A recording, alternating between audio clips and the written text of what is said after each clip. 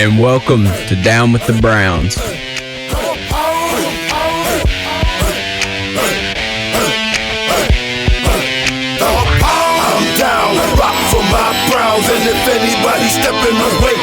And welcome back. You're here with your host, Christian, and I have a guest and my brother, one of my best friends that I've known forever.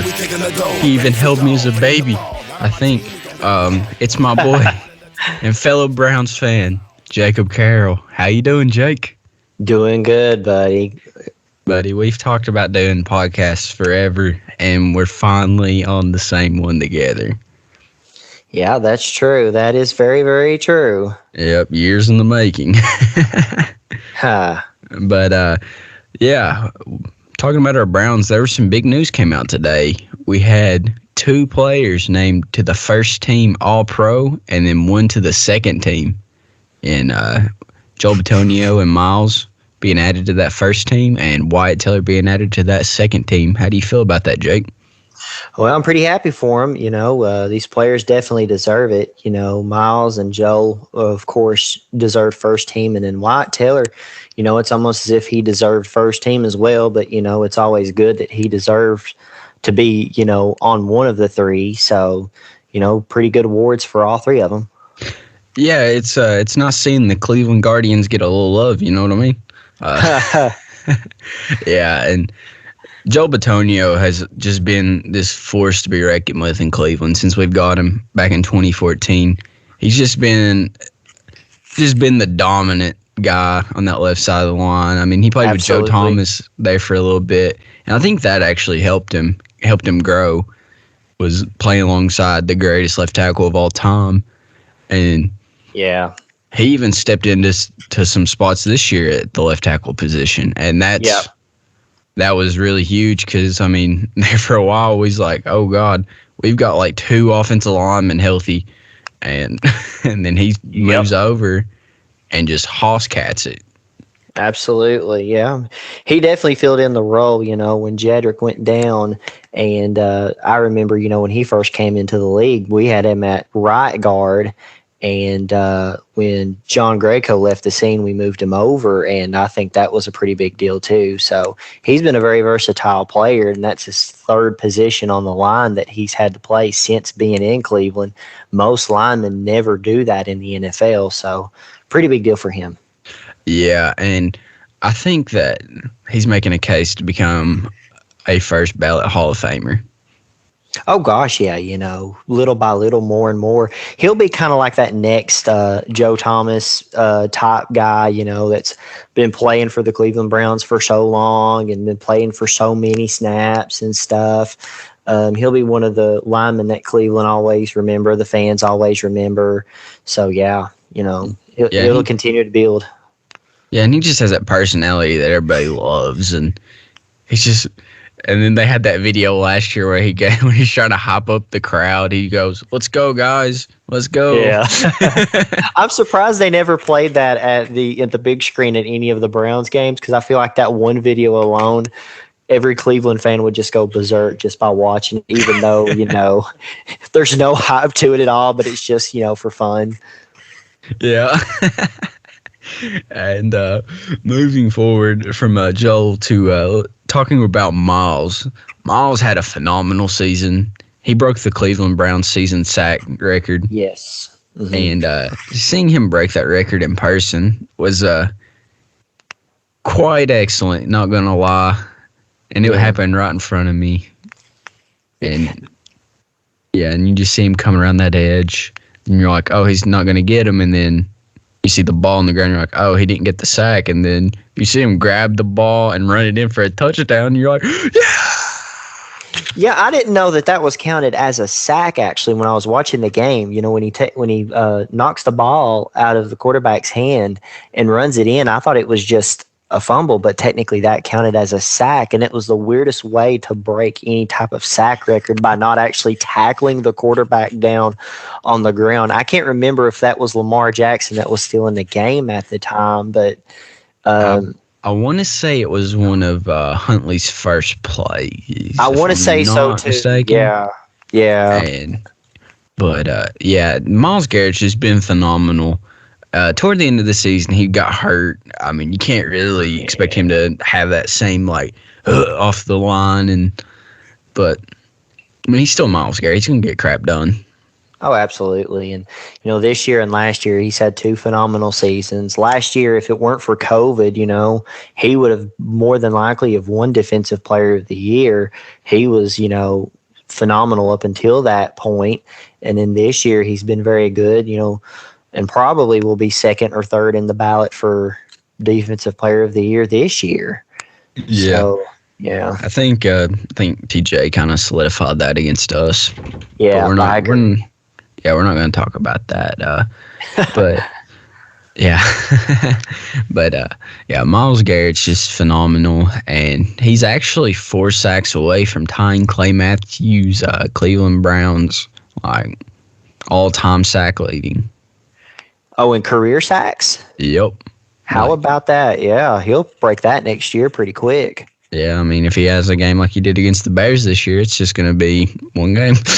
Yeah, one game and it's broke, yeah. He'll easily go down as probably the greatest defensive end that Cleveland has ever had up to this point. I can't think of a single defensive end that would have been that's better than him. So, yeah, I'll go one step farther, man. I'm going to say he's going to go down as the greatest Cleveland Browns defensive player.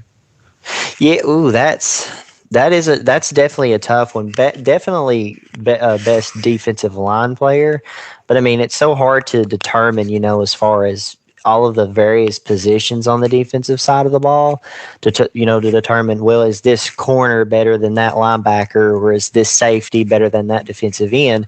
But I mean, he will definitely productivity wise, he'll go down as one of the best defensive players as far as productivity. Yeah. Yeah, and I think it's just crazy. He's going into, I think it's sixth season with the Browns. No. Yeah. He went in. I don't even when it comes to drafts. I don't even remember him by years. I just remember him by cities. He was in the Philadelphia draft. When the draft was in Philadelphia, that's when he was picked. And he was out the first 4 games of the season, I think it was. And then that 5th game was his first game. Very first play as a Cleveland Brown was a sack. And you just kind of knew that he was going to be, the defensive leader for this Cleveland Browns team. Yeah, you just kind of saw it. You're like, okay, the Browns finally got that first-round pick right. Like, they didn't mess it up. You're like, okay, something new. And the way, that first play, you hear, you just see him come across. He sacks Josh McCown, and you're like, oh, yes. And I believe he got 2 sacks that game, did he not? I don't remember. He probably did. I'm not quite sure. I'm pretty sure he got 2 that game. I'm probably wrong there. But, yeah, as soon as he came onto the scene, you just knew he's going to be special. And it's just going to be great just watching his whole career just unfold and just how his legacy is going to be in Cleveland. Absolutely. You've got all those names that are in Cleveland Stadium across, Joe Thomas's snaps or his snap counts up there. And then you've got Otto Graham, Jim Brown, all of the greats. He'll definitely have a spot up there before it's all said and done. Oh, yeah. And, it's going to be great when you get to see that, because you're like, okay, I watched this guy's whole career unfold. And we've really not got to see that much, other than Joe Thomas. There's not really been that many people stay longevity and just have, this dominance on the game. Yeah. And I think that Myles is going to be that next guy. Like you said, he's going to be up in the Ring of Honor. Ring of Honor, that was it. I couldn't think of it. I was drawing a blank there. But moving forward, we got to talk about our guy on the second team, Wyatt Taylor, the right side of the Cleveland Guardians. Absolutely. But, yeah, John Dorsey made a heck of a trade getting Wyatt Taylor in. Yeah, absolutely. What was it, a 5th and a 6th for him, or a 5th and a 7th? I can't remember the details of the trade, but I was very concerned at that time because we had Kevin Zeitler at that position, and he was very productive at that position. And we traded him for Olivier Vernon. And I mean, the Olivier Vernon trade at the time was good for the defensive end, but we lost a very valuable right guard at the time. And I was wondering who's going to fill in that position. And we got Wyatt Taylor not too long later, and he kind of sat for a year in a way. And then last year was kind of his big chance to start at that right guard. And my gosh, he absolutely proved himself. Yeah. Someplace where he was the reason we got 15, 20 yards on a Nick Chubb run or a big pass here or there, you know. Yeah, and like that 2019 season, like it wasn't that. Like, I mean, we got hyped up to be Super Bowl champs, and then it just kind of. But yeah, yeah, I remember Eric Cush actually starting that year at right guard, and he wasn't it. And then I remember Wyatt Taylor coming in toward the end of the season, and he showed a little promise, but like it wasn't nothing like anything he showed in 2020. Like, right. Okay, we'll give him, like, you're like, okay, there's promise there. Let's see what he's got in 2020. And he just, under Bill Callahan, just took it to another level. Yeah. And he's just been insane ever since. And I'm glad they've paid the man. Absolutely, absolutely. We've definitely needed a solidified guy to play that position, as well as, of course, Joe Betonio. It seems like it always, there's always that one position at lineman that was always a struggle to fill in. And, seems like in a sense it still is for every now and again, but it seems like to me when everyone's healthy from left to right, we have such an amazing offensive line. I still believe it's first in the league when it's completely healthy. Yeah, I'll agree with that. It's just, Jack Conklin's really not, since his tenure started in Cleveland, he's really not been 100% healthy. And right. that's been the hard thing is, I mean, like Baker, like this past season, he gets happy feet in the pocket when you get a little bit of pressure on him. And usually when that starts happening, he rolls out and the defense gets a sack on him. But it's when Jack Conklin's in there, it's just a different story. That right side's held up pretty good. Yeah, when you have that entire line on, healthy, ready to go from left to right, I still believe that they're on point. That's just effortless on the offensive side of the ball, trying to get any yards. But it's so weird, when just one of those five is out, you can tell a big difference. Like when Jedrick had to miss a couple of games, you could tell the difference at left tackle. Jack Conklin's been out, most part of the season. You could tell the biggest difference there. And even with, I think Bitonio, did he miss a game this year or was that last year? I want to say it was the playoff game last year. It was the one Bitonio missed. Yeah, that was last. I guess I was referring to this year, but anytime we have a player out at the offensive line, it's a huge defining difference in how we move the ball, so. Yeah, I want to say Betonio played every game this year, but I think he played he played a couple at left tackle. So, yeah, I think that's yeah, and you kind of miss him at left guard in a way. Yeah, which Michael Dunn did a great job at that left guard position, and we got to get that O-line healthy for next season. True. But as you said, it's one of the best in the league when it's healthy, and we got to get it there for next season. I think that'll help us move forward and become that playoff team that we're supposed to be. Absolutely. Yeah, and there's been some more news that came out. J.W. Johnson, Jimmy Haslam's son-in-law, announced via Twitter, or not via Twitter. I can't remember where he announced it at, but I did see it on Twitter that he has came out and said that the Color Rush jerseys will be back next season. I think that'll. Oh, go ahead. Oh, sorry. Would it be the ones we had last year or the year before? Because they were two different types of Color Rush. It'll be the ones that we had last year, the ones that were more kind of just solid brown with the orange numbers and nameplates. Neat. Yeah, I think we wore those at the Cowboys game last year, and I think that was the only game we wore them the entire season. Yeah, I believe you're right there, Jake. And I really like those jerseys, not going to lie. It's just they look so cool, and I think they would look so cool like during a primetime game. Yeah. But I think the reason they didn't wear them this year was just because of those 75th anniversary jerseys, which were nice. Yes, I really did like the 75th anniversary jerseys. I had a few people tell me they weren't a big fan of them, but I really did like them. I guess it's just because, it's not the traditional, jerseys that we've always had for all these years, and we just recently brought them back. Yeah. It's almost as if any jersey besides the traditional is not, the good, kinds of jerseys that we need to be wearing. But, it's, not too bad to, change it up just a little. Yeah. I know what you mean. But I think a lot of people on Twitter, if I recall, like when they first came out, a lot of people were saying they look just like Bengals jerseys. Really? Yeah, I saw that a lot. That they said that the Browns were trying to be like the Bengals. I think it was because of the how there was a lot of orange.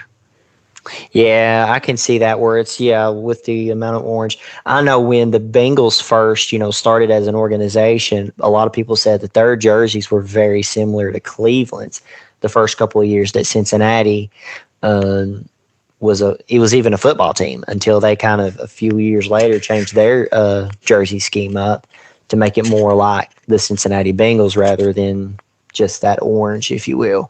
Yeah. And yeah, they're really nice. I really liked them, but I'm kind of glad to bring him back the Color Rush. Yeah. I just think they're going to be so clean, and especially in prime time. True. Night game with all the lights on them. Because, the ones before that, the year before, they just hit different. In, primetime games, they just look so clean. And I feel like the Browns play good whenever they're in those jerseys. It does seem like that. Have we even? Well, I know the Freddie Kitchens year we wore those Color Rush jerseys a lot. Yes. So we did lose a few games in those jerseys, but there was a bunch of games that we did win with those jerseys. So. Well, in Baker's rookie year, that was the jersey that Baker came out. That's when he subbed in against the Jets and took over. So a lot of people just associated winning with that. And I believe there was a couple of the games, or maybe one or two games we did wear those that year, and we won. It felt like every time we did wear those that year, we won. And we just associated those jerseys with winning. And I think that just kind of goes along with it. Yeah. Even when we beat the Cowboys last year with those jerseys, when we went, we scored 49 on them that game too. Yeah. And, a lot of people were kind of nervous at that game because, it's Dallas. It's at Dallas. And, who knows what's going to happen when you're playing them. And, we wore those jerseys, scored 49. And, yeah, I could see that. Yeah, and they're just it just feels like every time they did wear them, like you said, it felt like they were winning the game. Yeah. And hopefully we can, that'll, give us some more hope next year if, we're playing, like you said, if we're playing in a primetime game and we have those jerseys, it might make a difference. Yeah. And speaking of next year, we got to improve. Well, yeah. I mean, that's obvious. Just coming back, looking back at this past year, the offense was supposed to be the thing that was supposed to just carry on from the year before. And the defense was what needed improved. And AB and Stefanski and all them boys, they went out in the draft and free agency and addressed pretty much everything you needed. And on defense, you got cornerbacks, you got Troy Hill, Greg Newsome. And linebackers, you got Anthony Walker and Jeremiah Owusu-Koramoah. And you replaced Olivier Vernon with Jadeveon Clowney, and brought that dynamic edge with Clowney and Garrett. And like the defense on paper, even after the year, statistically, was the sixth best defense in the league. So the defense was playoff ready. It was just the regression from the offense. Mm-hmm. Yep. And I believe there's fingers to be pointed at both Baker and both Stefanski. I don't think that we should get rid of either of them. I think we should just run it back with them both. Stefanski's obviously a really good play caller. He called plays for the Vikings. They went to the playoffs. His first year as a head coach in Cleveland went to the playoffs. And it's just coach of the year. Yeah, coach of the year. He's a proven play caller. He's a good coach. And people should not be calling for his head over just a bad year, a lot of injuries, COVID, and I know that stuff happened the year before, but it was different because your quarterback and his injuries caused his play to be bad. Yeah. Last year, we had so much offensive production, and the defense was the biggest thing that caused us so much frustration. So many teams went for it on fourth down, and that was the reason that they beat us, because we would stop them right up until fourth down. They'd get the fourth down, win the game.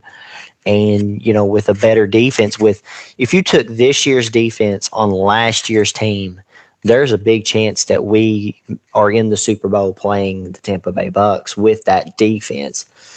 And I guess that's why you had so much excitement for leading up to this year, because we practically had the same exact offense that did so well last year with an improved defense. And it was like we seen the exact opposite of last year. A very big defense this year and a not so great offense. And that sixth ranked defense includes the Chargers game and the Cardinals game, where we were still trying to gel, trying to get our bearings together, and still finish sixth. That you take out those two games, we're probably third or fourth, if not better. Because of course the statistics, of course, puts us back a little bit, because I think Cardinals scored 37, the Chargers scored 47.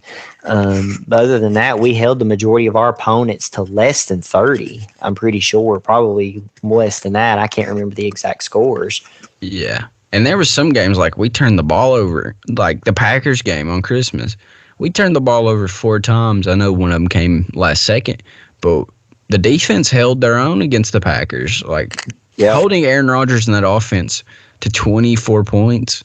After 4 turnovers. After 4 turnovers is insane. And you still about beat them with those turnovers. Absolutely. Yeah, they've definitely proven themselves, which is why I hope we get to keep the majority of that defense, because they'll, I think if they keep gelling and moving on to next year, they, who knows what they could do. That could be the number one defense in the NFL. I think it's just a matter of trying to figure out chemistry within the offense. The personnel, for the most part, is pretty good. It's just a matter of everyone. It's a chemistry connection thing, and trying to figure out how to change what we should have, change the stuff that we did this year and try to game plan better according to the team's weakness.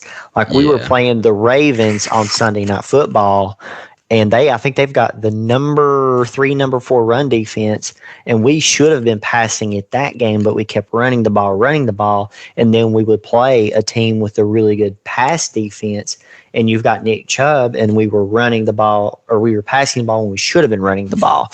So it's just a matter of planning towards the weakness of the other team's defense, I feel like. Yeah, and it felt like every time that we'd run out 12 personnel, it was it's obvious we're running the ball. We're not doing a play action, or we're not just straight up just passing it. I mean, it was obvious we were running the ball. Yeah. And the play calling just became too predictable. That's it. You said it. And I think that a lot of it comes back to Baker being injured and it harnessing his skill set. Yeah. Like Baker even last year, like Baker was a little bit of he was elusive in the pocket. Like he could run out and scramble for a couple of yards. And then early in the season, he rushed for a couple of touchdowns. And in the Texans game, and he was slinging the ball up till he tore his, or whenever he got hurt originally and hurt his shoulder. Yeah. That's when you started seeing him decline. And because before that hit, he was even after the game, after he got hurt, he was 30 for 39. Yeah. On passing. So he was statistically one of the best quarterbacks. Yeah. And that was week 2, wasn't it? Yeah. And then week 3, Kareem Hunt and Nick Chubb just go off, flat off. And yeah. Didn't really have to have Baker going off that game when you got 2 guys rushing for almost 100. True. And so, I think that was the perfect game for the Browns. That's when everybody was like, wow, this is a real Super Bowl team because we held the offense passing to a total of 49 yards, was it not? No, it was -3. It was 49 total yards. Yeah, I can't remember the exact numbers there, but the Bears' offense was practically irrelevant in that game. And I can't remember who we played in week 4, but the Chargers. Yes, we played the Vikings in week 4, and which the offense wasn't too productive in that game.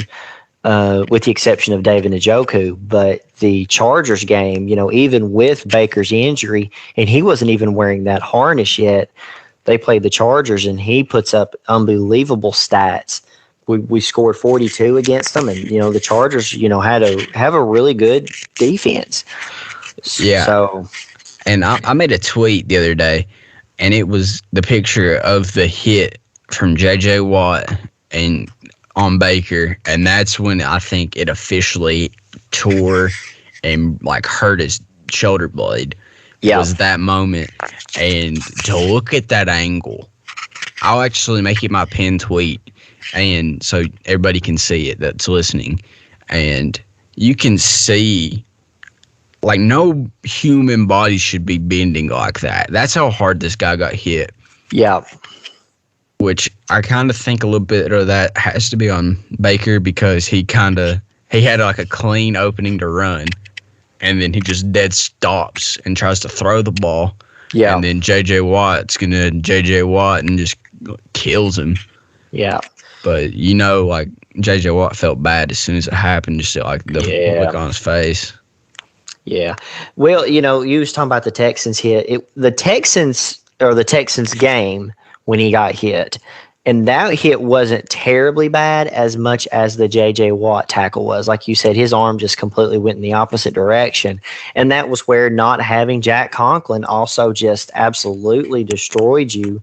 I remember J.J. Watt just, on the sideline before the Baker sack, talking trash, saying, you can't guard me, you can't guard me. And I'm thinking, if Jack Conklin's in that game, that never happens. None of that happens. Yeah, I think J.J. Watt would have, I think they'd go back and forth. J.J. would beat him, every once in a while, but, not, as easily as he was James Hudson and Blake Hance that game. But it is what it is. True. The Browns just got to improve. I don't think that the Browns should move on from Baker. The more I think about it, I think keeping Baker's the most realistic option because the cap hit you're going to have for the 1 year on Kirk Cousins just is insane. And I don't think that whatever you're going to offer for a Derek Carr would be realistic, which after them going to the playoffs now, I don't think that you're going to even be able to touch Derek Carr. Right. And just to acquire any quarterback via trade is just going to be an absurd amount. Mm-hmm. Yeah. Yeah, I agree. Right now the best realistic option is to keep Baker. Yeah. And still there? Colin plays. he was able to, make some plays here and there, but it's just, a matter of, like I said, trying to make adjustments moving forward for next year on the offensive side, making sure Baker stays healthy. Yeah, and I think the one thing that'll help Baker is once you get that O-line like 100%, you got to get Baker some options. You got to get him some new receivers. I'm not dissing on the receiving core this year. It just was not the best receiving core. Yeah. And I think that if you had a little bit of better receivers, I mean, I know we had OBJ earlier in the year, but that situation just didn't work. It never clicked. It was a good separation for both teams. The drama left. It may be still lingering in the locker room. We don't know, but I know that OBJ was a teammate. Like, he's one of their favorites in the locker room, but I guess it was just time for both of them to just separate and go their separate ways. Yeah. But this offseason we got to get some receivers. I know that the narrative might be out there that like nobody might want to play with him. Like, I mean, OBJ has a big influence on the league. People are gonna be like, "Hey, how's it like playing with Baker?" Yada yada yada. But yeah, the Browns just got to address that. And their free agency, I think there's a couple receivers that draw attention for me, and those three receivers are, one of them's kind of not very well liked by the Browns fan base. But my first one is Allen Robinson. I think that he's got that experience. I don't think you're gonna have to pay a lot for him. He had a pretty good season, and I mean, he's proven that he's a reliable option. Yeah, and he's got that veteran presence. So, I mean, you always got to have some vets in a room to be successful. Absolutely. Number 2, I've got to go with DJ Chark. I'm a huge DJ Chark fan. Dude's 6'5", 6'4", whatever he is, and he's just a reliable target. He's that type that goes up and gets it, and I think he'd just do so well in this offense. He would benefit very well, for sure, without a doubt. Yeah, and especially in the red zone. Like, I mean, most corners are like 5'11", 6 foot, and I mean, he's got that height over him. Yeah. And then for my last option, I've got the one that most people will not like me saying, but Juju Smith-Schuster is actually, I think, a legitimate option. I think that Pittsburgh's going to let him go. I don't know how he would. I don't know if he'd actually do it, stay in the division with the Steelers there, because I mean that'd spark a rivalry right there. But I think that he would fit the system, just his style of play. Because he usually isn't like this deep threat. He's more of the guy that's like 10, 7. But I mean, he can get open downfield. He's just kind of like he reminds me a lot of like a Jarvis Landry. He's like a little bit taller Jarvis Landry. He's not your number 1, but he can be your 2 guy. You know what I mean? I can see what you're saying. I mean, if it wasn't for him, of course, playing for Pittsburgh, and of course you had all of that TikTok stuff last year. You know, they were 11-0, and then he dances on Cincinnati's logo, and I think that was kind of what ended their season, because they lost like 3 out of their last 4 games or 4 out of their last 5, and it just kind of went downhill for Pittsburgh from there. And you know, you can tell, it seems like to me Pittsburgh, their success in the last few games was without, Juju Smith-Schuster. So you're just wondering, you know, did they do better without him? Kind of like, you know, the whole Cleveland with Odell Beckham. Is it the same thing in a sense? I mean, I don't know. The talent's there, and I feel like he's got a lot of stuff that he would have to change on his side. Yeah. And, of course, if he was playing for a team like the Bills or the Saints or the Dolphins, that rivalry baggage wouldn't be there either. and he'd be a good pickup for Cleveland. But I would see a lot would have to change with his situation and, what he's been doing, off the field before Cleveland would make a grab for him, because you wouldn't want another Odell situation like that, with Juju. Yeah. But the talent's definitely there. The talent is definitely there. Yeah, I think that if we do sign him, we got to put a no TikTok clause. Yeah. That has to be in there. Absolutely. But, yeah. So, do you got any receivers that you think that the Browns should target via free agency? Well, none that necessarily come to mind immediately. I guess for right now, it just depends on what we do with the current receivers that we've got as we move into the off season. I'm still hoping we find some sort of way to keep Jarvis. I mean, I don't know how. If we can restructure the contract or something, just something we can do to keep him in the locker room, because he's a definite leader. He's the best slot receiver in the league. He's definitely someone that Cleveland could use on the offensive side of the ball. That's going to be a big hole to fill if he were to not be on the team. I really, of course, I've always loved Higgins. We drafted, I think it was 4 wide receivers in the 2016 draft. He was one of them, and he stayed with us. I mean, I don't expect us to keep Higgins, but I hope we do. I mean, moving forward, if those players aren't on the team, I really like your pick there with DJ Chark. I think that's what his name was. Mm-hmm. But we may end up having to go back into the draft to get a wide receiver here and there in the 2022 draft, because, I mean, that may seem like the best option for Cleveland specifically, because some of your best receivers that are out there right now have such a big payoff that it's going to be hard for Cleveland to sign them, because we've already, signed so many other players, and we're going to sign more. I expect to sign Njoku. We've already signed Chubb. We're probably going to end up signing Ward. So it's just going to be a difficult, and Clowney, absolutely Clowney. So it's just going to be a matter of who is Cleveland going to be able to sign on the team. And, once they have figured out, what the wide receivers are going to be that's currently on the team, move forward, with free agency or the draft. But it's going to be tough to find some of these guys out of free agency, I believe, as far as the wide receiver position goes. Yeah, I agree with you there. It's if they can get Jarvis to restructure, I think that'd be huge. I love Jarvis Landry. I think he's one of the reasons the Browns are where they are.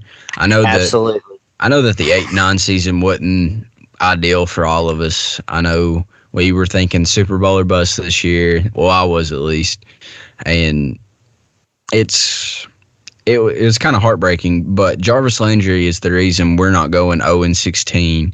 1-15, and I know because he had that heart. I mean, he had he's the locker room. He's the heart of the locker room. He literally is the heart of the locker room. Absolutely. And I think that you just got to keep him. I want him to retire a Cleveland Brown. I think he should. We should just keep him. Restructure. I wouldn't lowball him on the restructure. I wouldn't be like, you got to take $500,000. No, give him a reasonable contract. Restructure and extend him if you're gonna do that. Just kind of do that Troy Hill deal where you just spread it out pretty good. Yeah. And as you were saying, the Browns might go multiple receivers in the draft.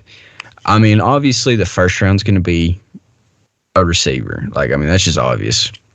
Unless we get a Devontae Adams or something like we get some huge name receiver, which I don't think is going to happen. I don't feel like Devontae wants to even think about Cleveland, and I think he wants the bag wherever he goes, if it's Green Bay or wherever. But I think that we'll probably end up going multiple receivers. It's just deep.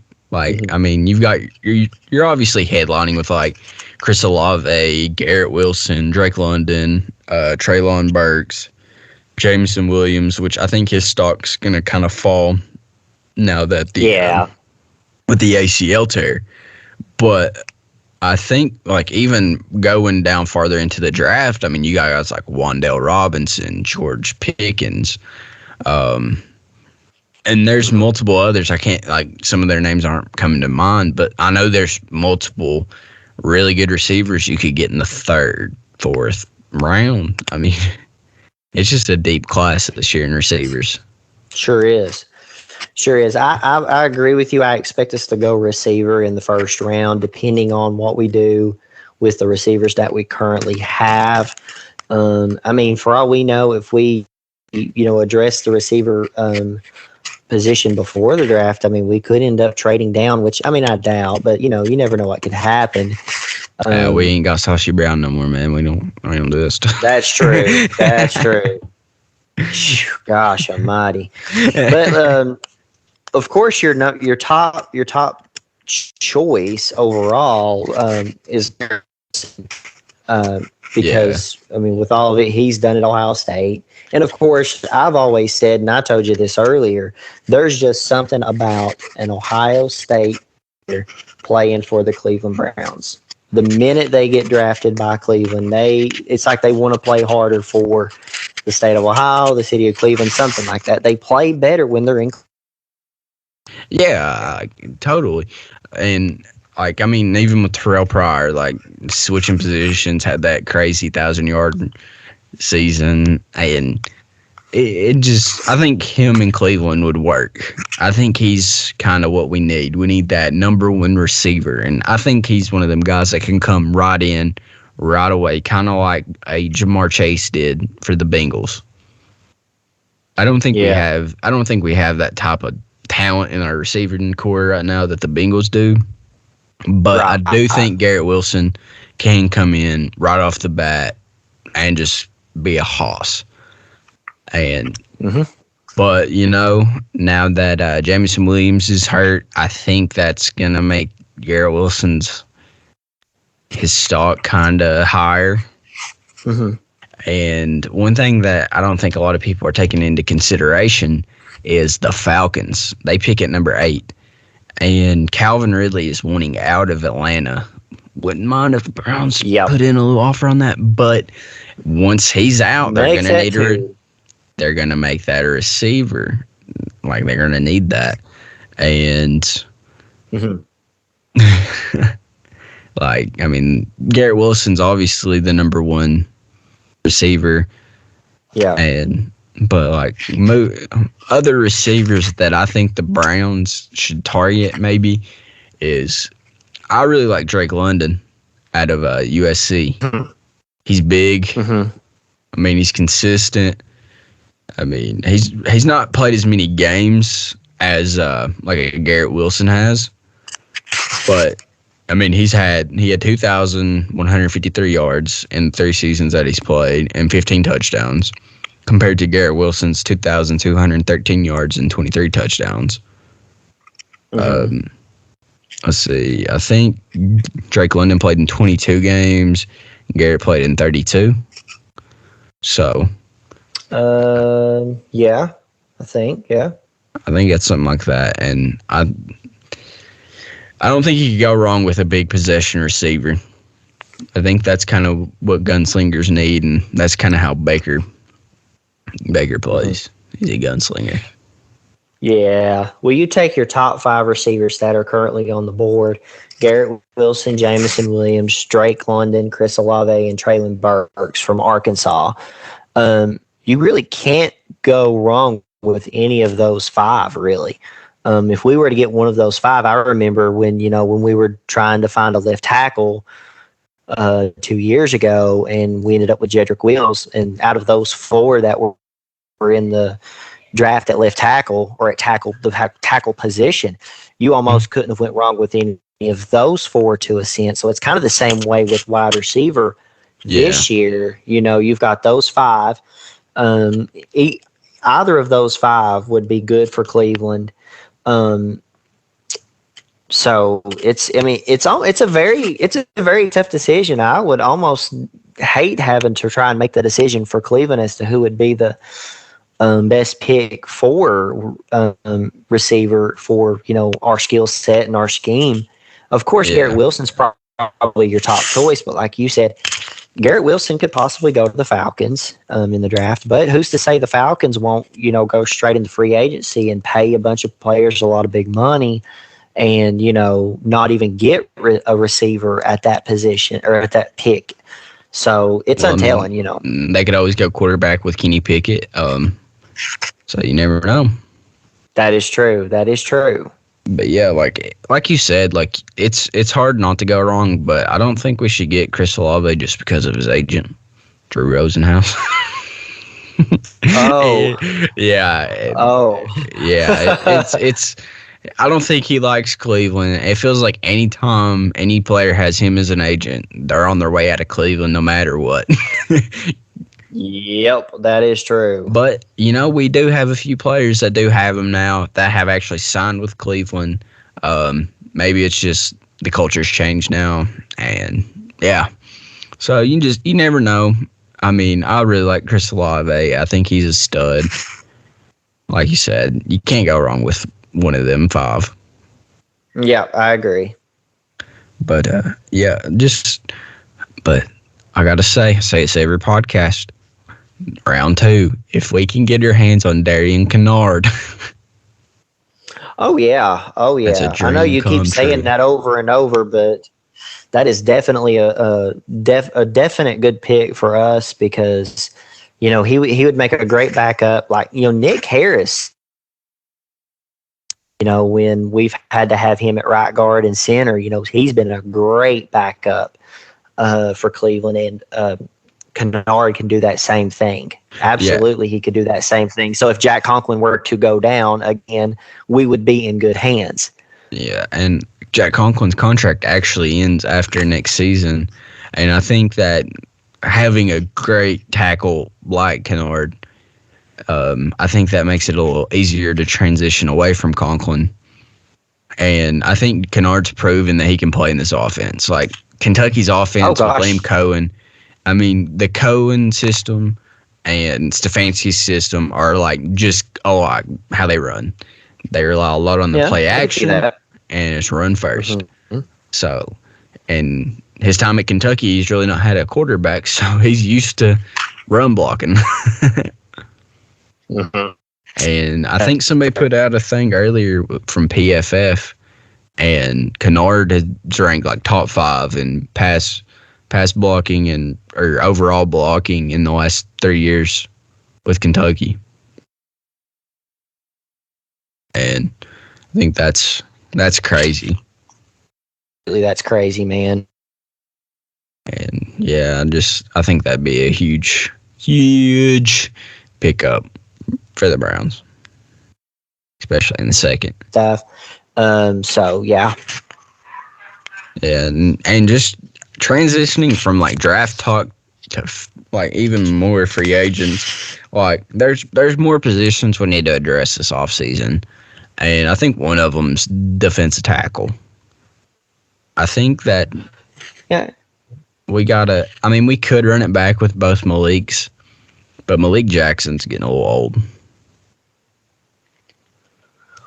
Yeah, I could see what you're saying there.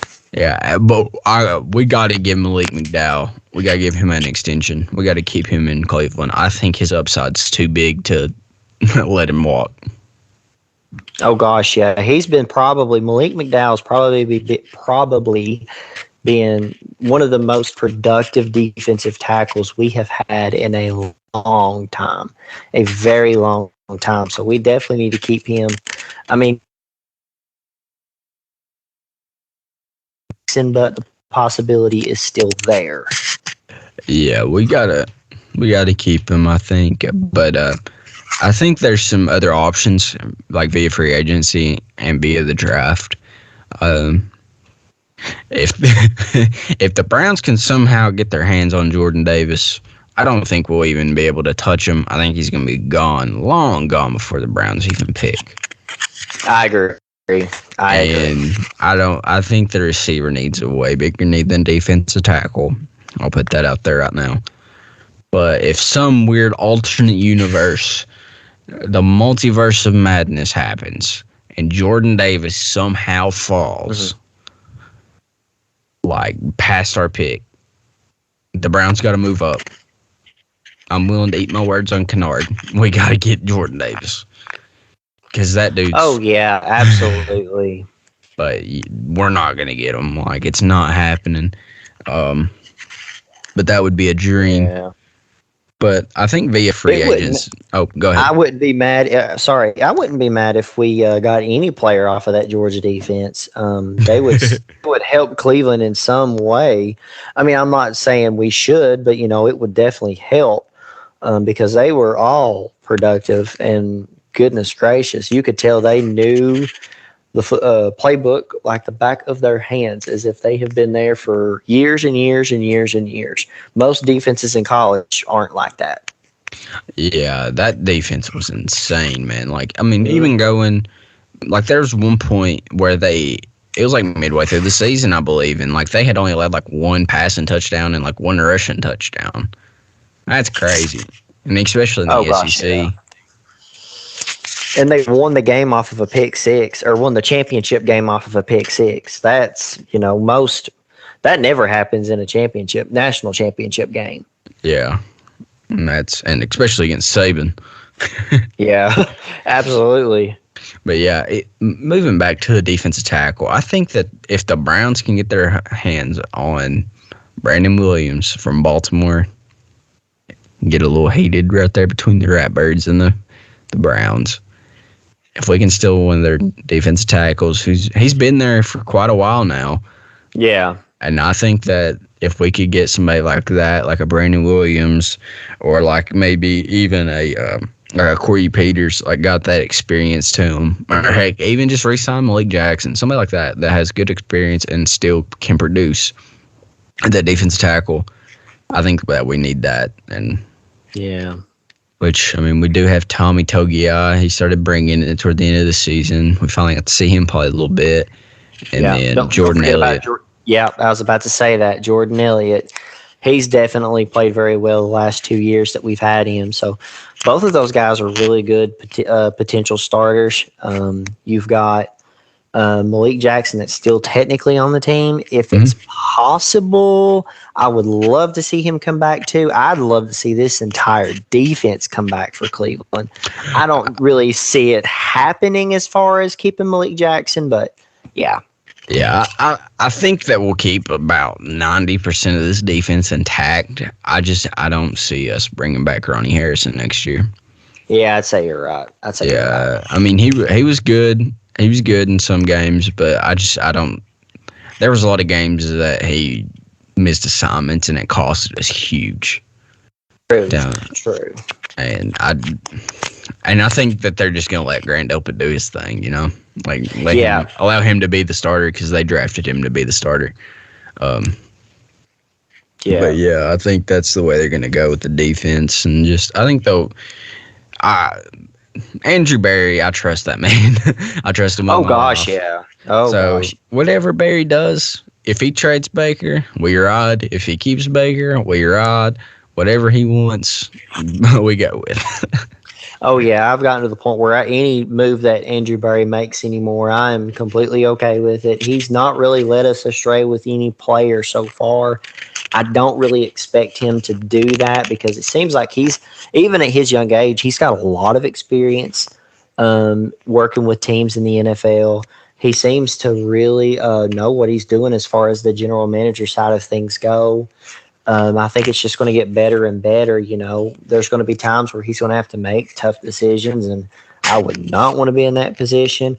And he's going to end up having to get rid of a player that half of Cleveland's fan base is happy that he did, and the other half's going to, hate his guts for it. But that's just all part of the job. But I think he'll definitely make a difference and a big impact because he really seems like he's, really good at the job and much, much better than the majority of the managers we've had in the past. That's without a doubt. I don't know about you. Ray Farmer was that? Ah, gosh. I'm just kidding. Oh, gosh. Oh man, but yeah, I think Andrew Berry's got it under control. But the cap. Well, due to COVID, like going into the 2021 season, the cap went down. Actually, that was the first time in many years that the cap has went down for each team, and it went down like $10 million, and that's why the Saints were so far in the hole. But this year, it's went up drastically because everybody's missed football. Everybody's missed going to the games. Mm-hmm. Football was your number one sport in America last year, and I think that's going to help too moving forward is when the cap expands. I know that it kind of inflates other contracts. Like you'll see bigger quarterback contracts when the cap goes up, but that also gives you more money to spend. Yeah. So I think that that's going to help us out moving forward with Andrew Berry because the longer Andrew Berry keeps up his mastermind draft picks, the more we're going to have to play all these players down the stretch. Yeah. And we're just now really getting to where we got to pay that 2018 class with Baker, Denzel, Chubb, and the rest of the guys, like even the next year. Like next year, you're going to have to make a decision on Greedy if you're going to keep him. So it all comes down to like who Barry wants to sign and how the cap's going to go. And the Browns are actually rolling over from this past season. They're rolling over $11 million. So that's helpful. But, oh gosh, yeah. But yeah, that's gonna go down once the Taylor and Betonio and Hunt and Chubb extensions hit. But yeah, it's in Barry we trust. Absolutely. Yeah, I say that with pride for sure. Yeah, and I think we've had a fun podcast today, Jake. Oh yeah, absolutely, man. Honestly, I thought we was just going to talk for about 10-15 minutes, and it's been an hour. Really? Yeah. I lost track of time. Me too, man. This has been real fun. We'll have to get you back on for sure, man. Okay. We'll have to do this again. And, well, y'all have a great night, great day, whatever time you're listening to Down with the Browns. And here we go, Brownies. Here we go. There you go, man. See y'all. Have a good one. We are the hounds, never the fears. We blew and we bleeding, so get on your feet, cause we are the Browns. I'm down, rock for my Browns, and if anybody stepping away, it goes down.